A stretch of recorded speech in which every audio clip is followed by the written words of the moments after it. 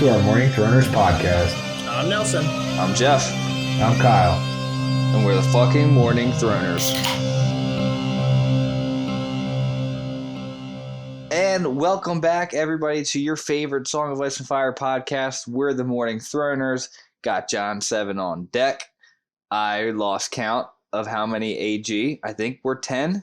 I think once you lose count, I think it's the end of that. I think we forget about him. I think we forgot about him.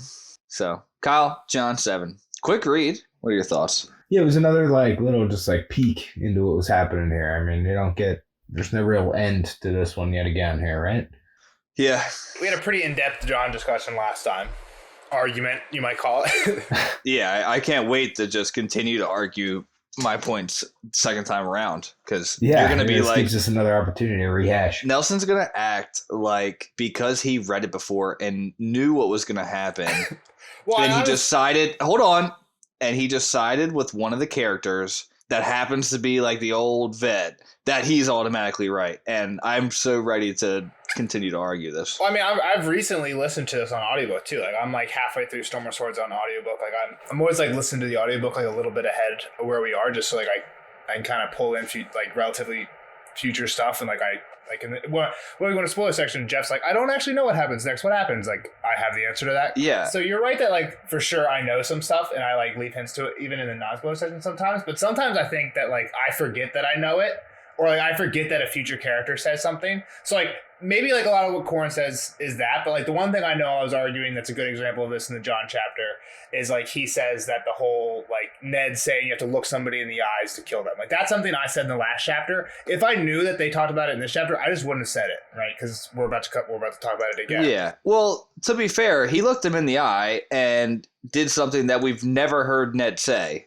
I mean, we got into a big argument of would Ned do this. John's whole thing here. We'll get to it, but yeah, sure. Where we start off? we got off topic. Kyle, did you like it? Did you like the world building of Mance and kind of the Wildling army type thing? I guess. Yeah, I mean, we get a little bit of kind of confirmation here on the Giants, right? Like that whole if what Ghost sees is fact. Well, they even see it later, though, right? Well, Evan says he has seen giant bones before, but he said he's never seen. Yeah, but I thought when they came over the hill, I thought they could see him down there in the camp. I think that's all Ghost. Yeah, I don't think they ever saw him. Yeah, okay. Once they found Ghost, they turned back. So I don't think they actually saw it with their own eyes, the camp. Gotcha. Yeah, so I mean, I guess if what Ghost saw is real. But we get a little bit of the whole, like, John has Bran-like powers, even without the fall almost. But it kind of feels like it was Bran pushing him at the same time. You know, like maybe this is Bran's doing. Interesting stuff there, for sure. Yeah, there's some weirdness there. Some weirdness and coolness. Yeah, both. So it was good. It was good. Yeah. It was a little, finally some stuff happening north of the wall here. It was a lot of, walking through the woods being afraid. So now here we are with him. finding nobody but past couple chapters it's been picking up. So it's cool. We come into this chapter and they're continuing to walk their way through the Skrilling Pass. Gets pretty tough at times. It's pretty frozen tundra. They're past the tree line now, which I Googled. And I guess like the tree line is totally different depending on like where you are. It's more dependent on temperature than it is elevation. So it's pretty much anywhere. It can be anywhere from like 4,000 to 10,000 feet depending on temperature. So, but either way, 4,000 feet is pretty freaking high up. Yeah, that's super high. And we could say it's pretty cold, so we can probably aim for the lower side portion. And they're just trying to get to a highest point, really. At first, they're waiting on shadows. They want to walk in shadows. And do they go at nighttime a lot too, or does they just stay in the shadows of the mountains? I think it's just shadows, because at nighttime you could see Ghost, and Ghost is kind of following them. So yeah. I think it's kind of a mix between I don't think it's worth arguing over. Yeah. I think they did a little more. It was during the day too, like dusk, So the other thing, this is I'm wondering, this is like the next day, right? Like this is literally the next day for John. It's not like a lot of time has passed, right? Because it feels day or two maybe, but he has that conversation with Corin. Like he goes up to Corin like pretty soon. He's like, "Hey, we never talked about the girl. Like I can't imagine. I don't think he would stew on that. Yeah. Ghost is like walking with them, but sometimes turns around like he's seeing a ghost, I think. Or not a goat. It's not a ghost. They're near the summit where they're about to start going more downhill, at least for a little while. And Corin's like, all right, let's make camp here. And they're aiming for the Milky Valley? Milkwater. Milkwater Valley. Which is, so the Milkwater is like the river that flows at the Fist of the First Men as well. Hmm.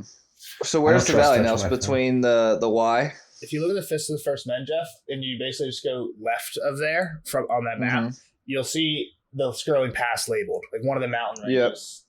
Yep. The first mountain range. Yeah, so they're basically, I'm guessing, like towards the end of that. All the way to the west of it. Yeah, they talk about that, basically the river, John sees a lake or Ghost sees a lake, and they say that's the mouth of the Milkwater. Well, this Milkwater has like a bunch of different mouths, it looked like, but the one that's near the Scrolling Pass is like kind of right there, so I'm guessing they're around that, right near the mouth, that mouth. Yeah, it would make sense.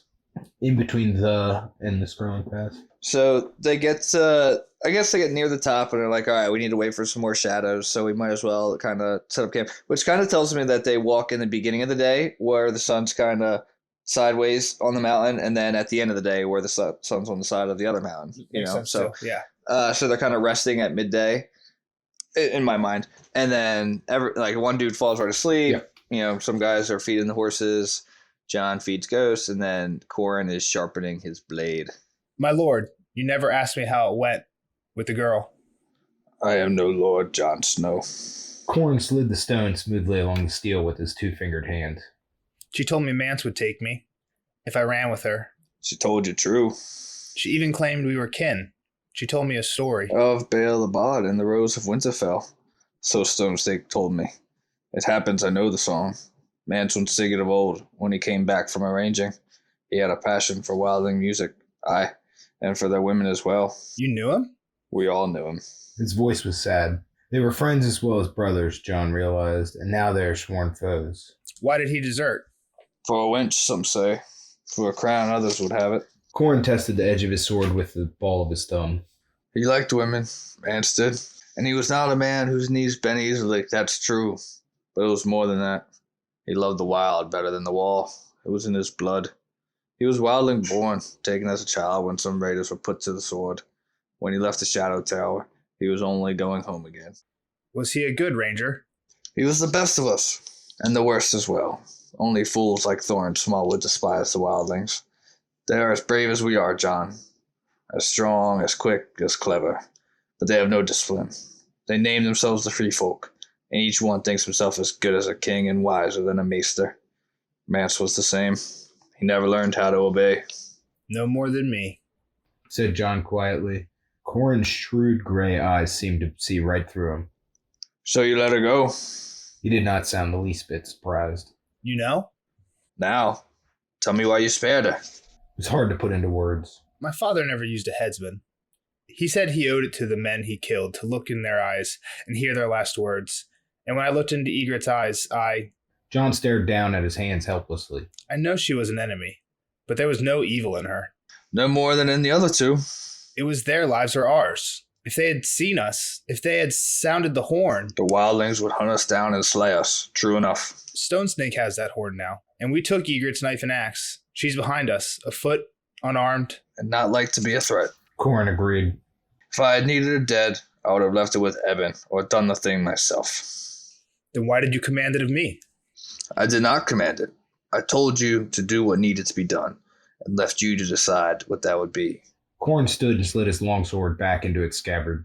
When I want a mountain scaled, I call on Stone Snake. Should I need to put an arrow through the eye of some foe across a windy battlefield, I summon Squire Dalbridge. Eben can make any man give up his secrets. To lead men, you must know them, Jon Snow. I know more of you now than I did this morning. And if I had slain her? She would be dead, and I would know you better than I had before. But enough talk.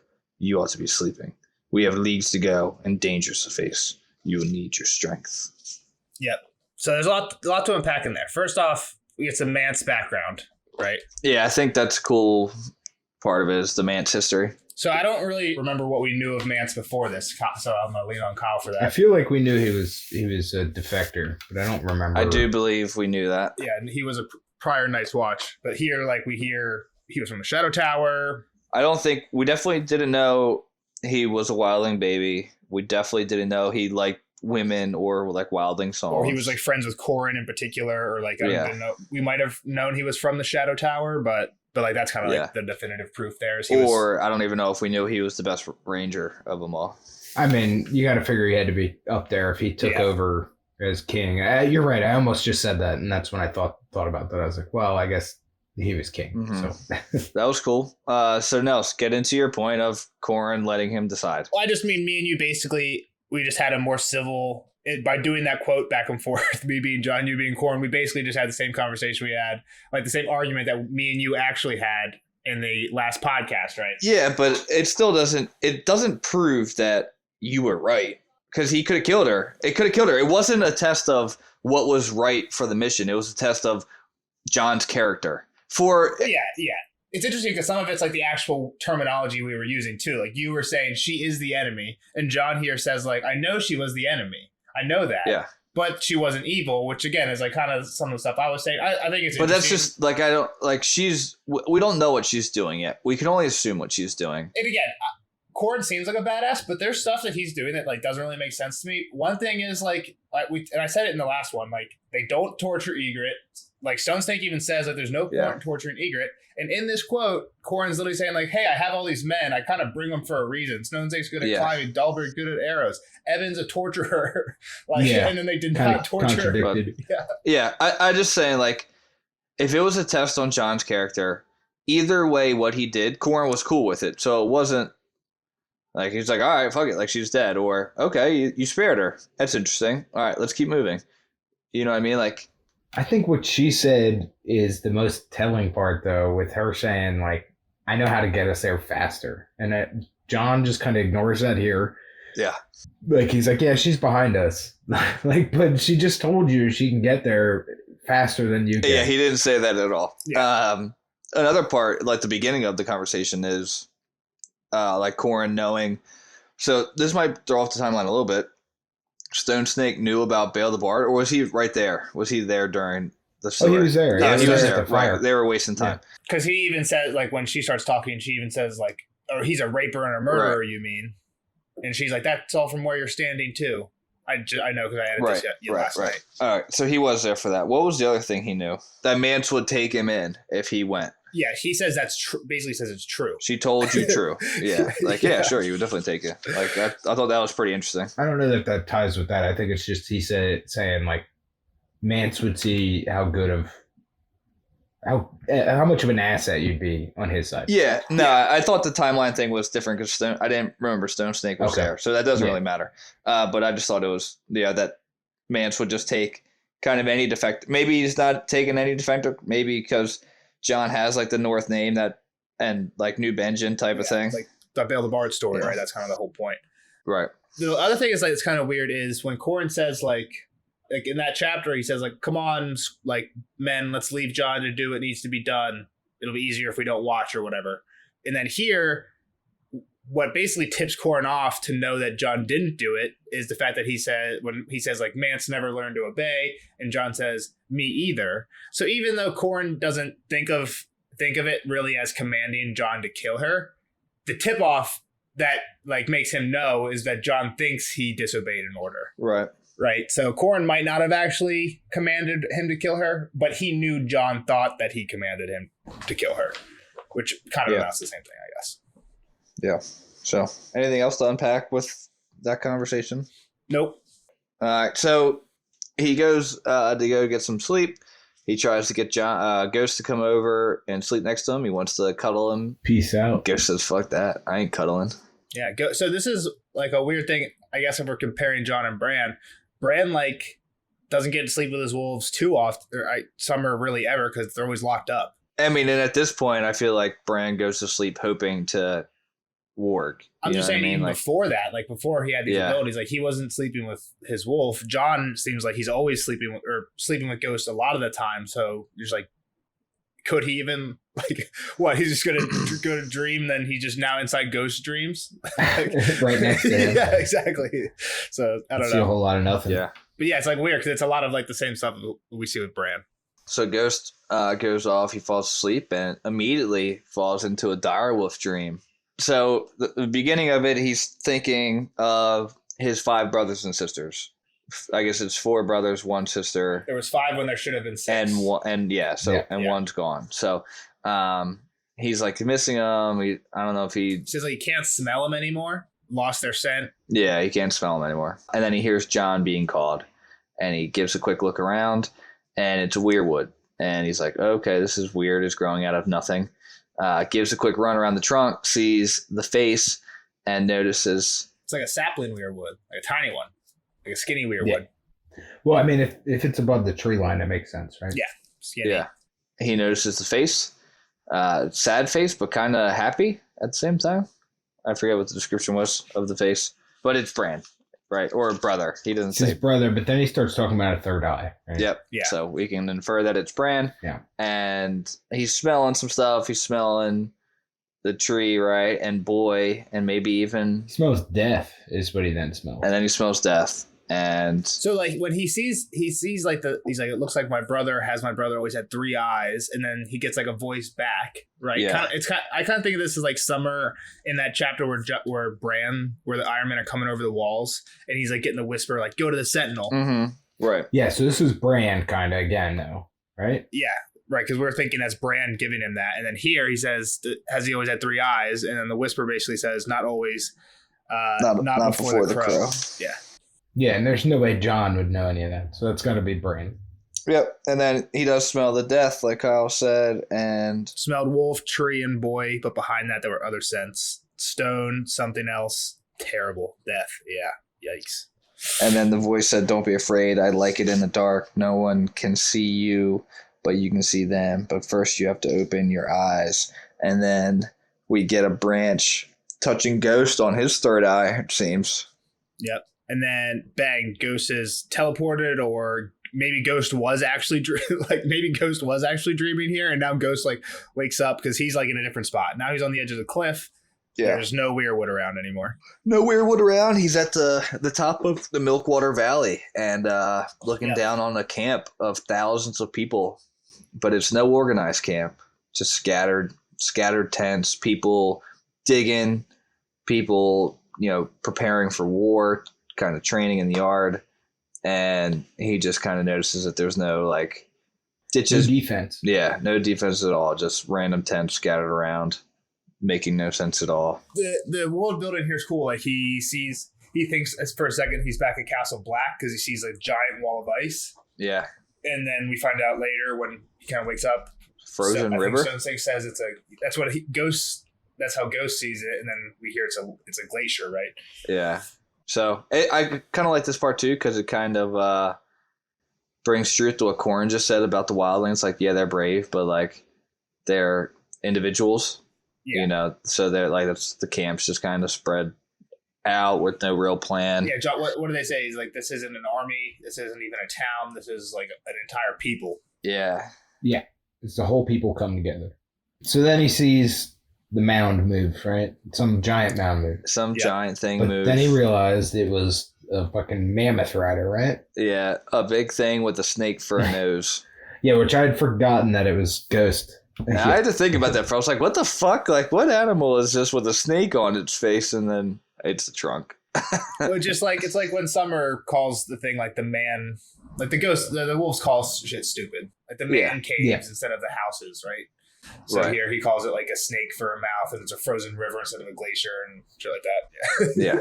So I thought it was funny. And then, there's a big fucking thing with big thighs on top of it. Yep. All of a sudden, he turns around out of the sky. There's a bird coming down on him. And pinions. I had to Google what a pinion was. It's a Game of Thrones word. Like the pointy feathers at the edge of the wings, right? Yeah. Yeah, I Googled it too. Game of Thrones, for sure. Definitely doesn't exist in real life. Don't worry about that, guys. It's a bird word, guys. It's a bird word. Bird word. So John wakes up. It's like he basically has one of those dreams where when you die in a dream. Yeah. What did I just startles you awake? What did I just see? Tell me you had a warg dream and you're gonna tell me about it. Luke was running and fell down the basement stairs and you woke up. Spoiler for Doctor Strange Multiverse of Madness. For anybody who hasn't seen that and wants to see that, come back in 20 seconds. It's a short spoiler. In that movie, starting now, they say that any dream is you experiencing one of your alternate realities. So like every time you waking up from like falling to death, that's like literally you in an alternate reality somewhere else in an alternate universe dying and you're experiencing that and waking back up. Yeah, I'm always so clumsy in those other universes. That's a cool interpretation. And I'm at the top of large buildings randomly. Yeah.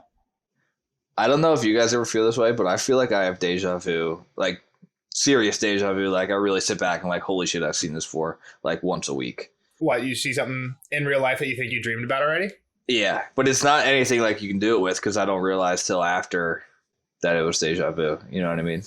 Like just one of those weird. I get those weird feelings. I swear, once a week. You're like Bran, but it's just a pointless feeling because I can't unless I start tracking down every dream, which I heard that someone just told me if you start tracking down your dreams like in a dream journal, then you can start influencing your dreams, which I don't know if that's true or not. I'm not a dream expert. Well, if you have a dream that water's coming over the walls and I end up drowning, write that one down and let me know about it. I mean, is there any way to save you? You're going to drown on something. I'll get the hell out of there or something. I don't know. Get you in a padded cell. All right. So he wakes up, screams for ghosts to come back, and we learned through John. Evan's like, shut the fuck up. You're going to bring them down on us. But he can feel it too, right? Yeah. And John knows something's up. Just like Bran when he felt the shoulder from Summer falling. Yep. And he feels it in his eyes. He feels a burn. And he starts telling everybody about the dream. And everyone's kind of like... John told everybody right away, but Bran kept it like such a huge secret for so long. I like how Squire And the one guy, is it Squire? Yeah, Squire Dalbridge is like, oh, I just dream of women. They come true too. It's like, it's always pretty women in mind. I wish I would dream more. But Corin doesn't laugh at it. Corin's like, tell me everything. Yeah, he takes and it then real everyone's serious. like, oh shit, like this must be something. He's like a frozen river, and Stone Stake's like, there's a glacier. He's like, that's where the milk water starts. Sounds kind of real.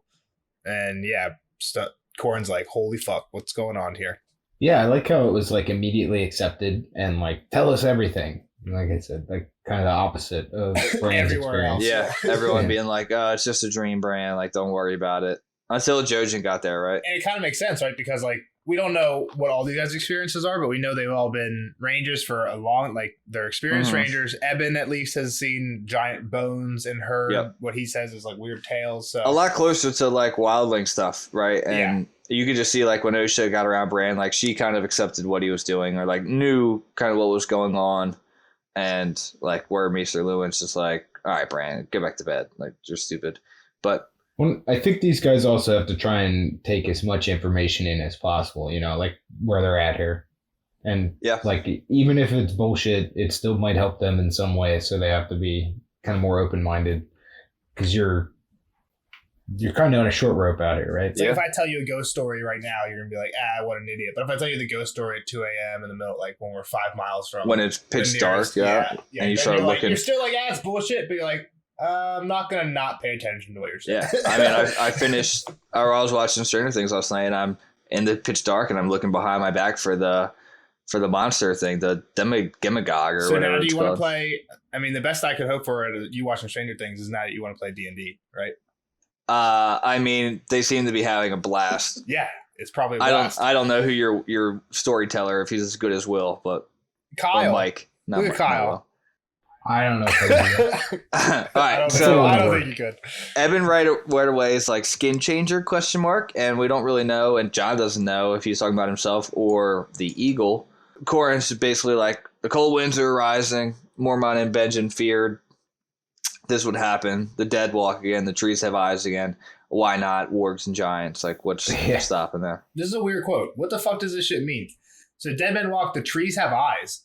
What is Corin? Like, what the fuck does that mean? But like, that's just from John's dream. That's just John's dream. Mormont feared as much. Like, how does Mormont and Corin know about trees having eyes? What does trees having eyes even mean? I think I don't know if the trees having eyes is as much as the dead walking and like wargs and giants being like. He definitely threw it in, so I mean, it's got to be. Even the wargs and giants seems like shit that Mormont would be like bullshit on. Maybe not bullshit, but not be like. I mean, are you really bullshit on anything after a dead person walks in your room to kill you? I guess. That's kind of what I'm getting at, I guess. Yeah, with before, where they're trying to take in as much as they can about this stuff because they've seen some weird shit happen. So why not? I do just think this quote is like kind of pointing out that like Corin is all in on it. Like he's drinking the Kool-Aid on everything John's saying, and some maybe. I think before this, he had some notion of John, though, right? Like he immediately picked him. I feel like he had some insight or some idea of what he was going to get with John. Yeah. So I think that's Right. kind of why he's all in on it. And if you remember, Kyle, I don't know, Nelson, you can stop me if you want, but he's also like, you have that wolf, right? Like, get your wolf. He's coming with us. He's like, we leave at noon or we leave at dawn or whatever. Like, make sure Ghost is ready. He's like, yeah, the last thing he says in that first chapter. Well, I mean, I knew that I mean, no, did that really need said? Like, I just wanted to say it. No, I didn't mean you. I meant Ghost. It was a package deal from the beginning, is all I'm saying. All right. So Evan's like, all right, like, I've seen some funny shit here. Like, I've seen the bonus, but I need to see this with my own eyes. They get off again, start going to the top. John is hoping Ghost reappears. He doesn't while they set out. Yeah, he's worried the whole time. Freaking out the whole time, yeah. Makes sense. I'd be freaking out too. Yeah. And he kind of thinks to himself, what happened to Ghost? Like, is he kind of alive? Did he fall down off the top? Why did the tree have Brand's face? Yeah, was that real? If that was real with Ghost, then what the fuck was that tree shit with Brand? Like, why did it smell like death and darkness? Yeah. Yeah, like what the fuck was up with that? And then they spot an eagle watching them out on the ridge. And it's out of bow range. Corin calls up Squire to come loose an arrow, but... Well, Evan's going to shoot an arrow. Evan was going to shoot an arrow just as soon as they saw it. And Squire's like, nope. Because Squire's like the archer, so he's like, gotcha. No, don't waste it. We can't get it yet.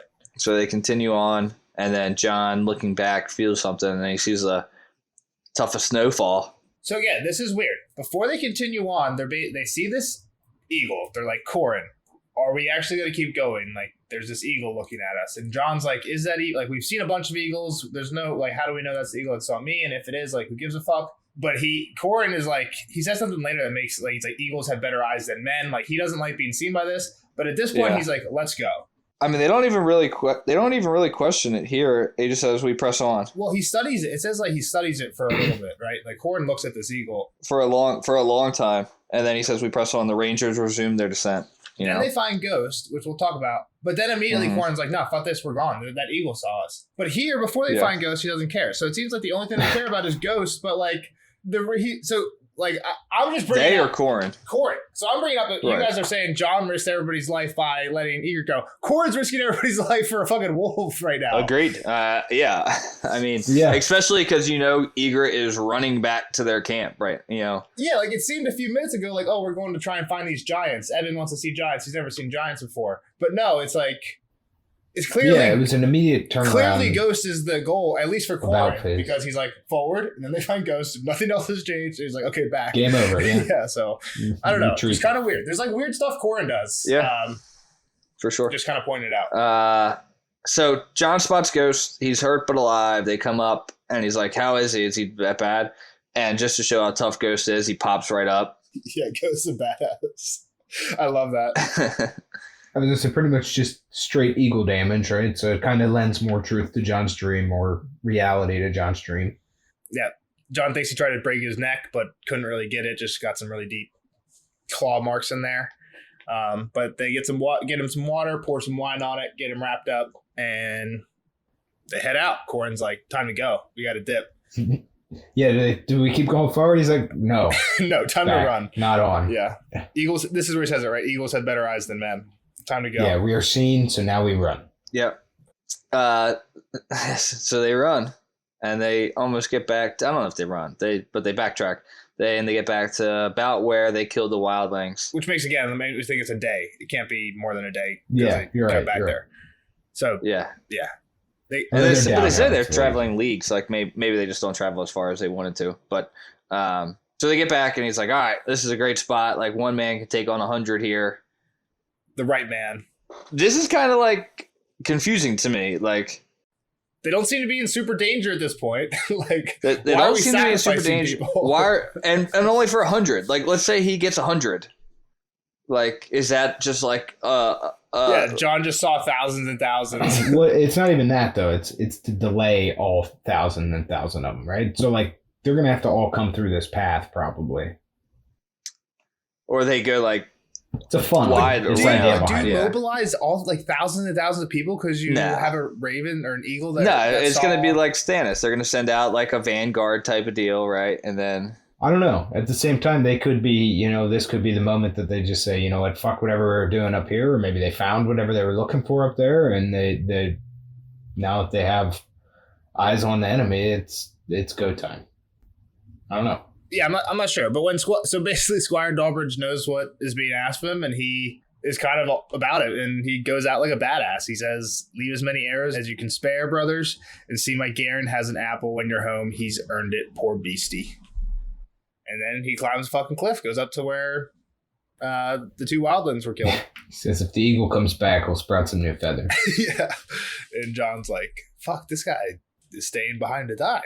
Yeah. And they keep going. And then dawn next morning starts to rise, or sun comes up, and they see the bird in the sky. You hear a hunting horn. They see something in the sky, and yep.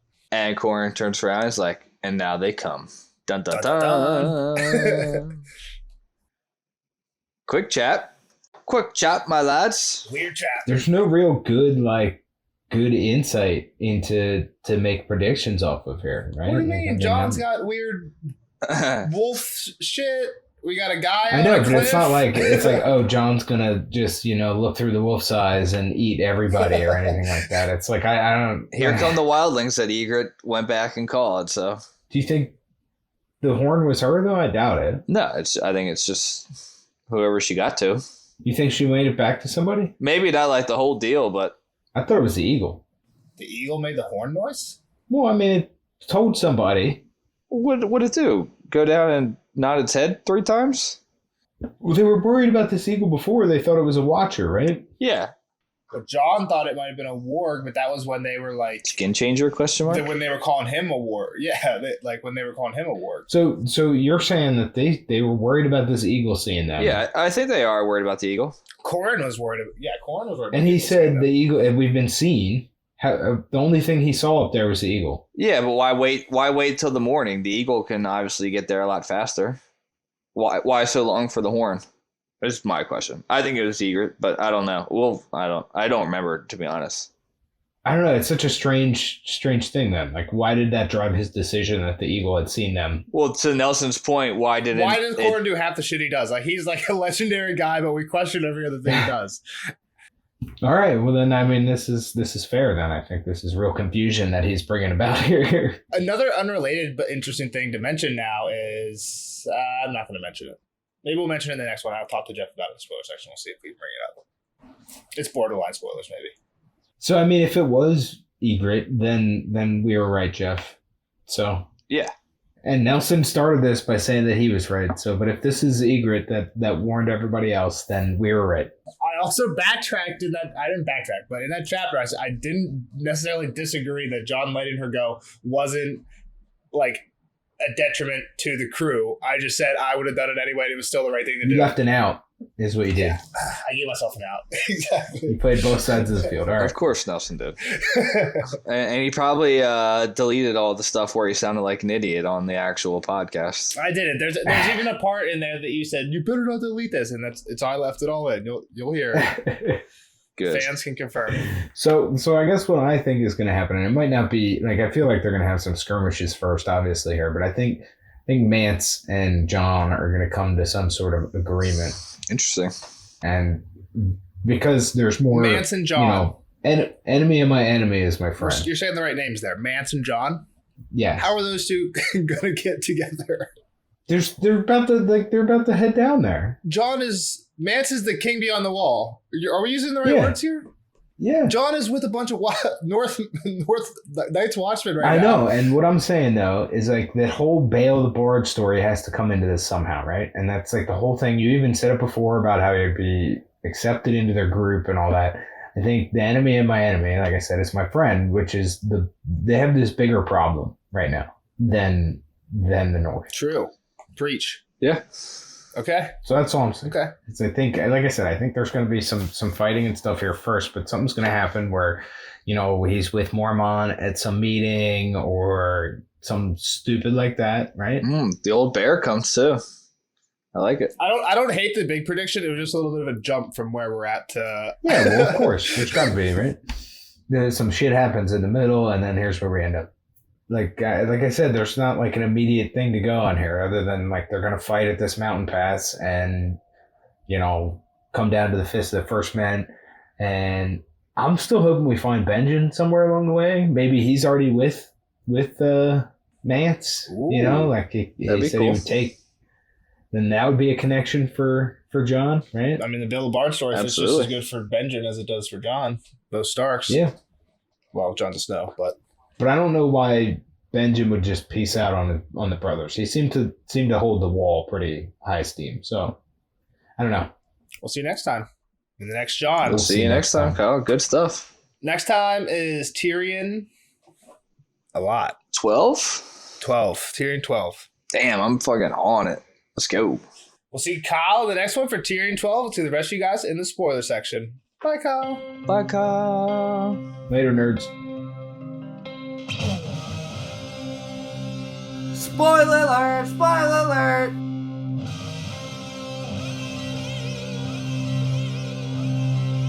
Spoiler alert! Spoiler alert!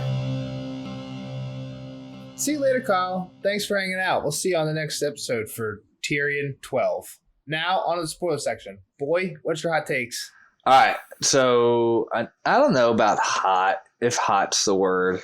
I think it's a lot of stuff we've talked about. Before you get into any, let me, there's a few things that I was just like wondering if like we could, like, can we say this to Kyle? One that I think it was good I pulled back on was the Bran tree thing smelling like death. Yeah. I think that's kind of meant to make you think Bran's dead, especially because we're about to get that Theon chapter where Bran. Yeah. That's probably true. Kyle didn't even think about it because he probably saw that it's a Bran chapter. But he also might not, he might not think that Bran's dead yet. But I think after that Theon chapter, he might think back to this maybe and be like, oh, wait, that's why they did smell death. Him as death. Yeah. And that's why he's like, oh, I don't hate the darkness. You know what I mean? Right. Yeah, no, I do hope. I don't think he'll remember just because, like we've said, it's going to go a week. And yeah, it'll be a little while. If he does, that would be kind of cool. A good catch, yeah. Is the death part of it more so like the weird shit about the Blood Raven? Like eating people and whatnot? Looking back at what we know now, like some people say that, like, have theories that Blood Raven's the bad guy. Like, is that why Jon is smelling death and darkness here? Is because, like, Bran is going to be the bad guy type thing? Or, you know what I mean? Is Bran going to be the bad Blood Raven, or is he going to break the wheel and be a good Raven? And I think Kyle's onto something here with the whole, like, Bran is somehow in this vision thing, and he is waking Jon up. Yeah, I mean, the big question I have is this time-traveling Bran? Exactly, because Bran doesn't ever remember doing this that we know of. So yeah. How can this happen if Bran doesn't remember it, or at least we don't see the Bran side of this? Bran barely opened his third eye, like let alone open another third eye. Through a weirwood tree in a weird war dream to Jon. So yeah, it's like... I mean, I know we've mentioned this chapter of being the chapter where Jon sees Bran, and this is like a big... Is this the biggest time-traveling Bran thing? Well, it's one of the big ones, right? Because Bran doesn't remember it, but I don't think it's biggest because it does make sense that if Bran's in the crypts, a lot of this makes sense. Darkness. Yeah. He says, I like the dark. It's okay. I'm not afraid. Whatever. You know what I mean? So, like, some of it does seem like crypts Bran. Like, it does match up with Bran in the current timeline. He's in the pitch darkness. He's probably not afraid.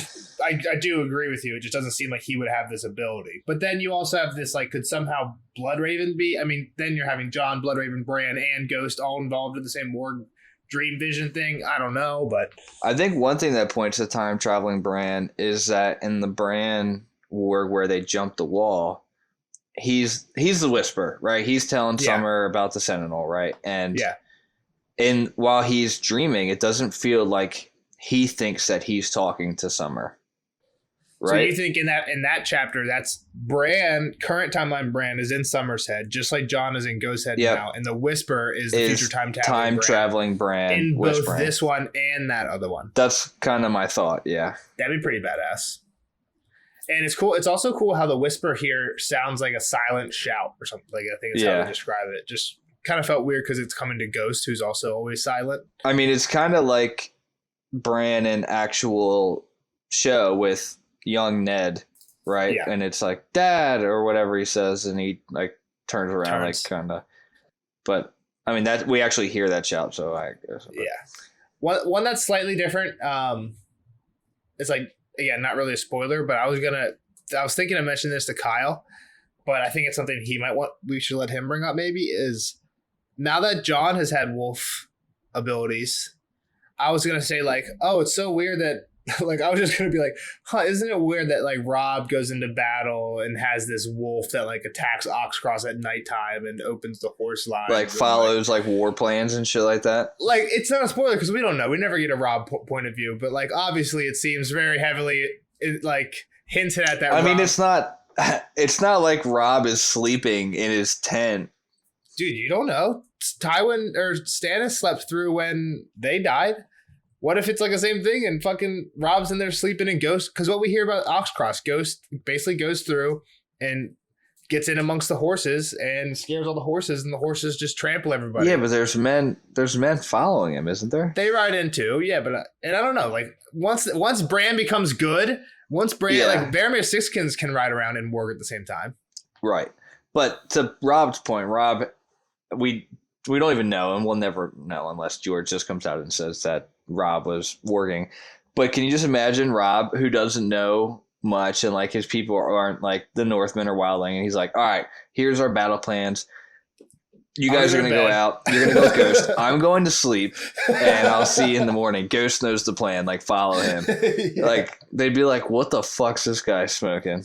Yeah, but you're right. But I don't know. I think it's interesting to think that there's definitely like some deeper connection. Well, I mean, once you see it with Jon, once you see it with Bran, it's interesting. But once you see it with Jon, now it's a pattern. And now you have to start thinking about all the other children. Yeah.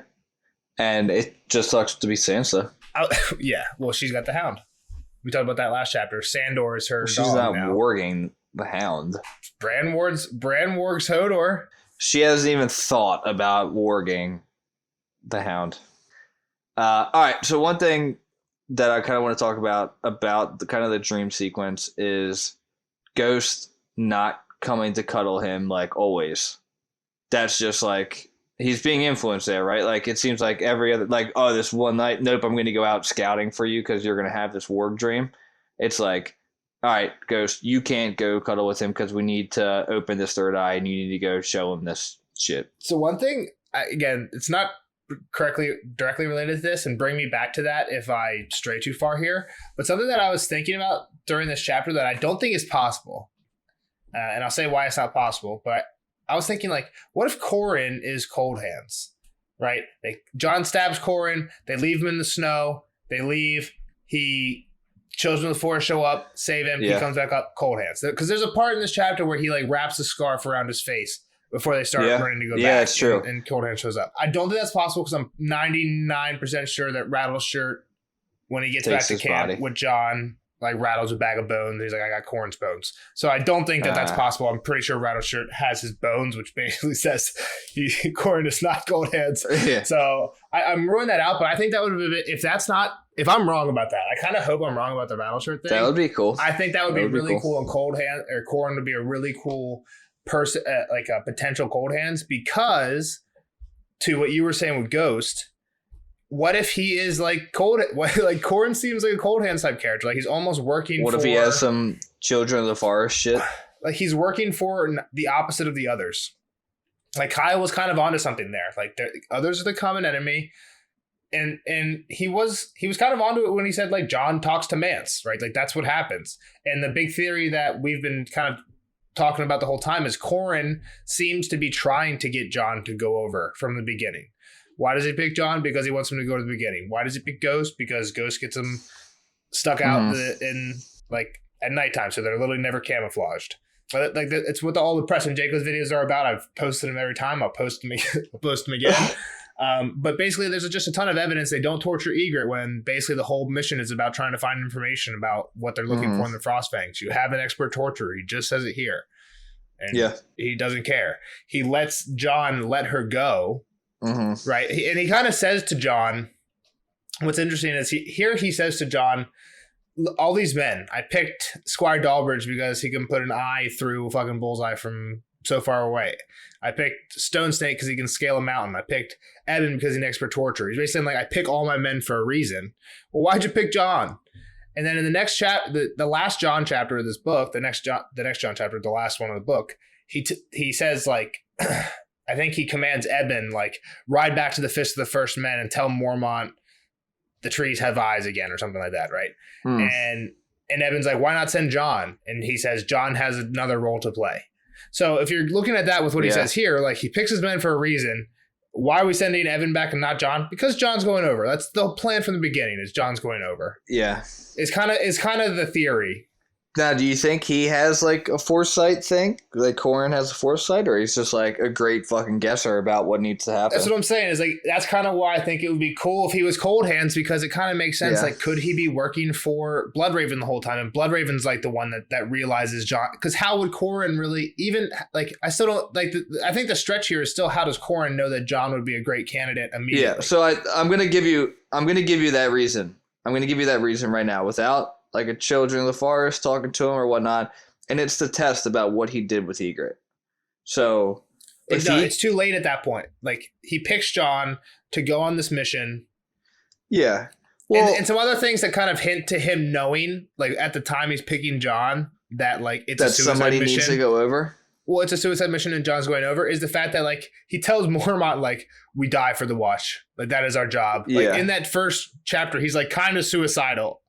So right, yeah, I'm with you. And to your point, I don't think he doesn't need to be talking to somebody to know John.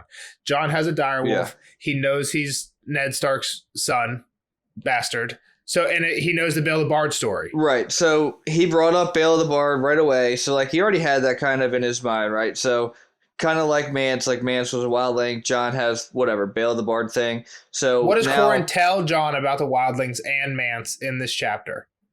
Like, he's like, only fools like Thorin Smallwood hate the wildlings. They're just like us, just as brave, just as everything. The only difference is they're not disciplined, which again is kind of saying, like, they're not our enemy, right? So John says, I know she's our enemy, but there's no evil in her.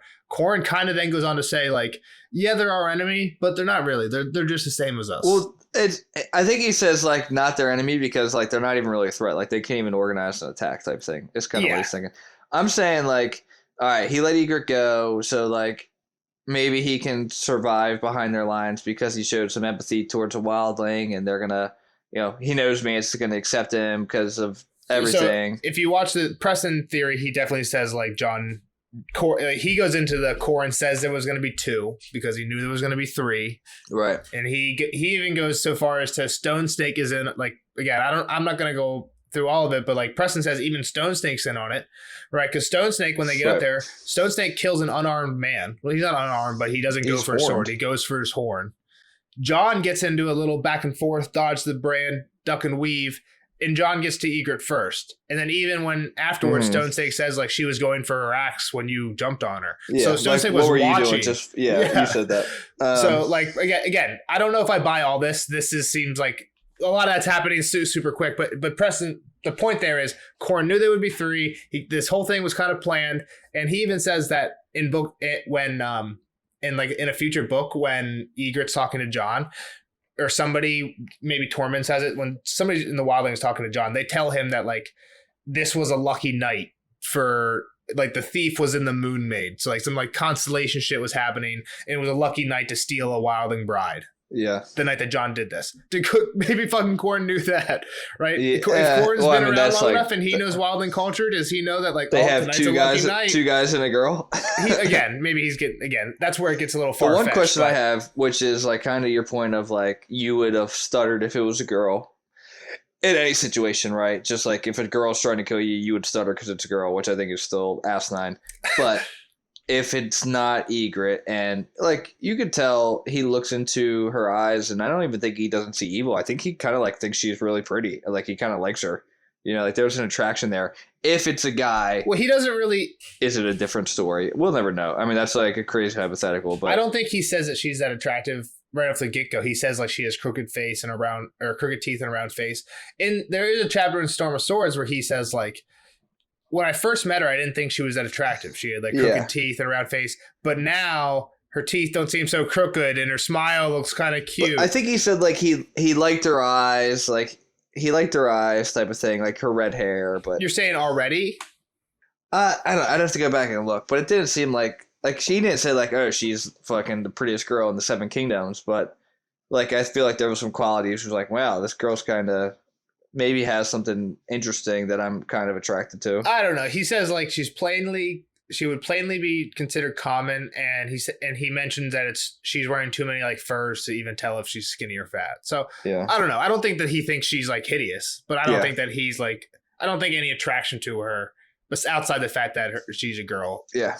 I mean, we did talk about. I mean, I think in the last spoiler section we said John's got some camp goggles because he's been in the Night's Watch. So any girl at this point, he hasn't seen anybody except for Crasser's wives. So. All right. So one weird thing about Corrin, and I don't know if you mentioned this, I don't know if it matters at all, but it kind of struck me as I read it. He has gray eyes. I didn't think about that.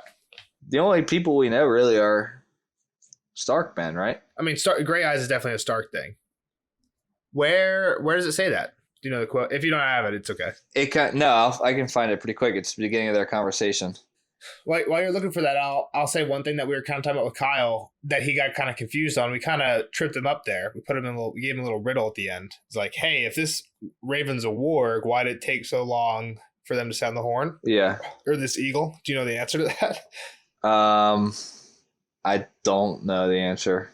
Because John killed Orell. Right. No, I mean, I know that. So, but like Kyle's thinking, oh, this raven's a warg, which means somebody goes to sleep, sees them all, wakes up, and then tells everybody. Like, why'd that take so long? Well, that's what I was saying. Like, what did this eagle do? Go down and nod to people? But Kyle doesn't know that there's no person on the other end, right? So, like, he's like, wait, yeah, that doesn't make sense. Well, but, I mean, like, he could have. You're right. That Raven Lily had to go do that and be like, hey, and then probably flew above. And then probably got their attention and flew above them, right? Because they said that they saw them. Right. And then that's when the horn goes. It's like the eagle is probably somehow being like, yo, this way. And then flies off and they're just following the eagle. Yeah. All right. So here's the Corrin. So it's when they talk about Mance or the free folk just thinking they're all as good as a king and wiser than the Maester. Mance was the same. He never learned how to obey. No more than me, said John quietly. Corrin's shrewd gray eyes seemed to see right through him. Yeah, I just like gray eyes. That's kind of weird. The other thing about why Corrin can't be Cold Hands is because like Bran Lily mentions like Cold Hands has black hands and Corrin has half of a hand. So like you think Bran would mention he doesn't have 10 fingers. Yeah, but it may could like Corrin be Benjen? But John knows what Benjen looks like. Yeah, I was thinking like, is he someone else from the Stark line? Like, did this Bale the Bard end up like we know Mance ended up being a wildling babe getting taken? Like, so we haven't talked about any of these in a while, and I'll do some refreshing, and we'll have a big. Maybe we can do. I guess we can. I was gonna say like maybe we can even include Kyle in like a big Corrin. Just have like a short video, 20-25 minutes, just about all the Corrin half hand shit because he's done at the end of this fucking. Yeah, but after the next John chapter, he's done, and we have no more Corrin. There's a lot of mysteries around him. Do we know that? Oh wait, we get the John fight, right? Like, yeah, yep. Corrin starts it. He's like, "You're wildling, traitor, bastard," or something like that. That's in this last chapter. Yeah, that's the next John chapter, which again is going to be a while because it's only them two, right? Like Squire sacrificed himself. What happens to Stone Snake? I forget what happens to Stone Snake. He sends somebody back to. You said Evan goes back to the fist. Yeah. Squire just sacrificed himself. I forget what happens with Squire, but the thing is, and I don't remember which one of it is, but when Rattleshirt and them do catch up with John and Corrin, they have somebody's head. Like they've killed one of the three, but two of the three might still be alive, I think. Right. But along the lines of like Corrin, like having gray eyes, like what's up with Corrin? Does he have a weird secret identity? There's a lot of mystery with him. I mentioned some of like the weird potential secret identity Corrin stuff in the first Corrin chapter. Right. So some of the past two we've talked about, some of the Preston Jacob stuff. I'm sure we mentioned it in the first one too. So when I'm saying the first one, I'm talking about John 5, John 6 and 7 have been more of the Preston Jacobs, what's Corrin up to one. John 5 was more of the who is Corrin? Could he be Arthur Dane? Could he be Gerald Hightower, right? And some of that stuff was because Dawn arrived with the Corrin half hand, right? In that last chapter, you thought like you had even called it out as like I Dawn. spotted Like, that who the out, fuck's right? Dawn? Yeah. You're like, who the fuck is Dawn? We're like, Dawn is the sun. Yeah, I thought Dawn was a person. But like, there's a few things like that, and the one is when John first meets Corrin. He says like, "Oh, my lord, I'll take your jacket," or what? He says something like that, and not "I'll take your jacket," right? That's stupid. But he says he calls Corrin my lord, and Corrin corrects John. He's like, "I'm not a lord." Well, he does it here too, and he does it here again. My lord, John said, "You never asked me out with a girl. I'm no Lord Jon Snow." That's all. That's how he answers that question. He's like, "You never asked out with a girl," and all he answers is, "I'm no lord." Well, the only other person that gets called my lord that's not a lord is Varys, right? That like says like, "Oh, I'm no lord." I mean, a lot of people get called lord. Most people probably don't deny it if they're not actually a lord. But the thing is, people think this kind of goes to the theories is, is he actually a lord? Lord Hightower, Lord Gerald Hightower or something like that. Yeah. Or was he a lord and he actually stripped himself of his titles like he's supposed to when he joins the Night's Watch? And that's why he's saying I'm no lord now because he's in the Night's Watch, so he has no titles, but he actually was a lord. Yeah, exactly. One of those things. So again, I haven't done the refresh on all the Corrin multiple identities. I think the two big ones are possibly Arthur Dayne and I think possibly Gerald Hightower. Right. So we'll talk about after the next John one, we'll probably have a long spoiler section where I'll refresh on all of the Corrin stuff I can find. So if any fans you have some time to write in. It's going to be, I think, 2 or 3 months before we get to that chapter because we got 7 Battle of Blackwater chapters coming out. Wow. In between here and there. So we got a little while, but yeah, let us know anything you want to talk about Corrin and I'll definitely look into it and make sure it's all in there. So we'll have a long one. And again, that's one of the things where maybe we can talk to someone about Kyle. Like, you probably can't talk to him about being Arthur Dayne or Gerald Hightower, but like... Yeah, I mean, it's kind of weird if there's some stuff we can't talk about and some we can. Like, but like after the 8th one, he basically tells John, like, you're going over to him. At that point, I feel like it's a fair question to ask Kyle, was this his plan from the beginning? And then we can talk about yes, he didn't torture Ygritte because he wanted John to let her go so that he would have the inn to go over to the wildlings. And yes, he brought ghosts so that they would get captured. And yes, they kept going and then turned back once they saw the eagle because then he knew they were going to be followed. You know what I mean? Like, a lot of that stuff. Gotcha. Like, we might be able to talk to Kyle about it. So we'll see. All right. So I want to talk about this quote that you said, the weird quote. Cold winds are rising. Mormont and Benjen feared that much. The dead walk and trees have eyes. Again, why not wargs and giants? Is this something where, since the dragons, we're seeing more of it? Like, did the dead men try to kill Mormont before Dany hatched her dragons? Let's see what the timeline says. There was definitely whites before the dragons, regardless, because the prologue takes place way before the dragons are hatched. So agreed. Yeah, John. Yeah, it's pretty far before. So the whites don't even really matter. I mean, nothing up north we can kind of say matters with. It's like 2 months. Like before. The giants didn't climb out of the ground once Dany had a dragon, you know? I don't think so. Like Osha seems to say that she has seen giants. Right, like they're kind of like there's a colony of them. We find out that there's a colony of giants, right? Evan hasn't, but yeah. So yeah, I think the giants are something that's been around. Wargs are something that has been around for sure, but maybe their powers are getting stronger. The big one then is, maybe stronger. Maybe 6 skins was 2 skins, you know, or whatever. I mean, but like when John goes over to him, they talk like the wargs have been a thing like forever. Like they're like, oh, John's a warg, cool. Tormund's like, I like wargs. Yeah, chill. It's pretty normal. So then the big one then is the trees having eyes again. Like, did his powers? Like, what does that actually mean, and how the fuck does Corrin know what that means? And does Benjen and Mormont also know what that means? Because Mormont seemed pretty ignorant to all this shit. It almost makes you think, for the Rangers, do they know about Bloodraven? Like, maybe Corrin did Corrin on a range come upon the tree, and he's like an informant type of thing? Yeah, that's what. Like, that'd be interesting too. Like, again, I think at this point, Corrin's fucking bones are in a sack or part of Rattlesnake's Yeah. armor at this point, so I don't think we'll ever know. But there's something Yeah. weird with Corrin for sure. Did Corrin war Ghost a little bit? Like, That's kind of where I was going with the whole is Corrin half hand thing, because you were talking about Ghost walked away from John. is Corrin half hand cold hands? Yeah, it's Corrin cold hands, because then like maybe cold hands that seems like he would. Yeah. Seems like a cold hand ability maybe to be able to ward Ghost and be like, nah, we're Right. not going to sleep with you tonight, John.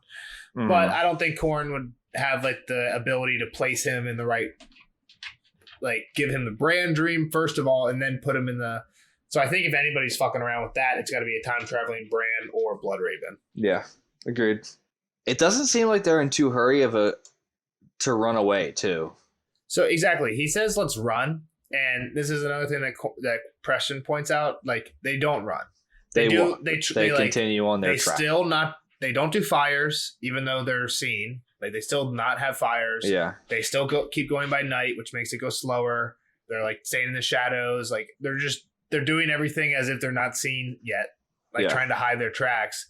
But they're being tracked by dogs and a raven, and have Ghost and horses peeing everywhere. Like you just need to book it. You need to take off and ride like the wind. Ride get down as fast as you can, get on your horse as fast as you can, and ride that motherfucker and get back. If you're actually trying to get away. If you're trying to get John captured, then take your time. Go by night, no fires. And it sounds like he's kind of excited at the end. Like, all right, now they come. Like that was to your point, like that was a part of the plan. Like, all right, now they come. Like, let's get it. Like it's unfolding. And you don't really hear Squire and Evan and Stone Snake like arguing. Yeah, at least being like, hey, you sure we should do like they're like, all right, let's go. Like, all right, I'm up.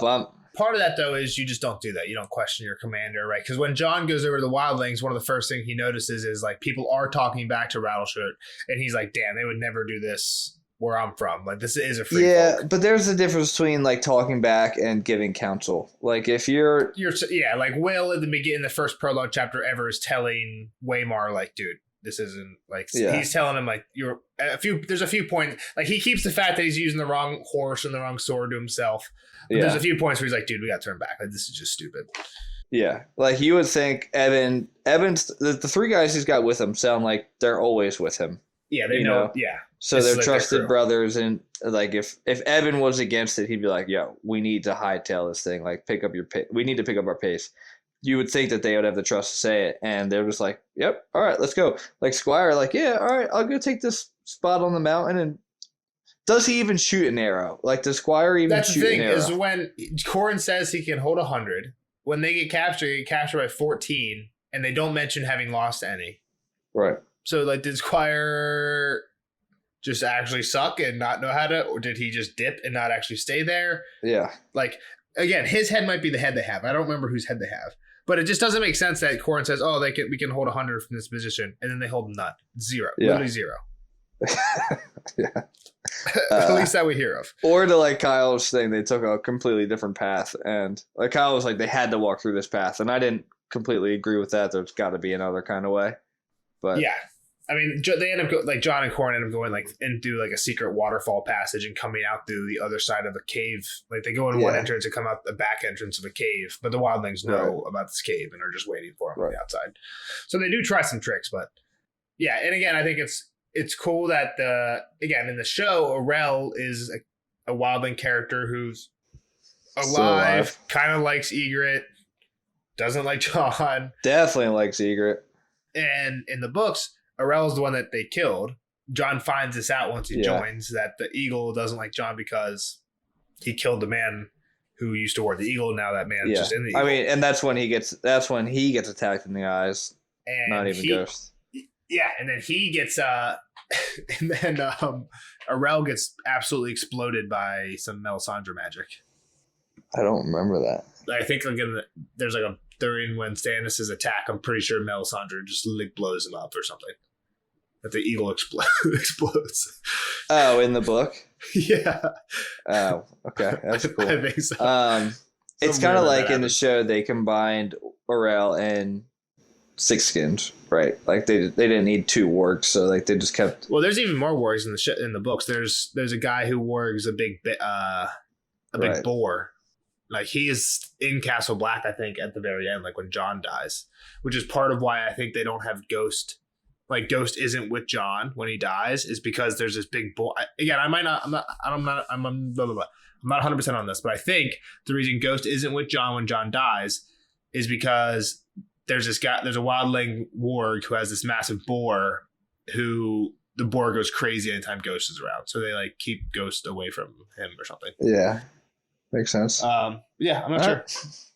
Good chapter. Next one, Tyrion. Not a crazy one, kind of short one. Some intrigue with Alayaya. And then on to Cat, which is definitely a good one after that. So. Oh, Catty. All right. See you guys. See you guys in the next one. Bye-bye. Thanks for listening. Review us on iTunes. You can somehow review on Spotify. It's tough. You got to find it. Dig through the menu. Try and look for it. If you find a way to give us some effort. Give us some stars. We'll give you a star it pack helps. as a listener. Can't hurt. But yeah, thanks for listening. We'll see you guys in the next one. Bye-bye. And now our watch has ended.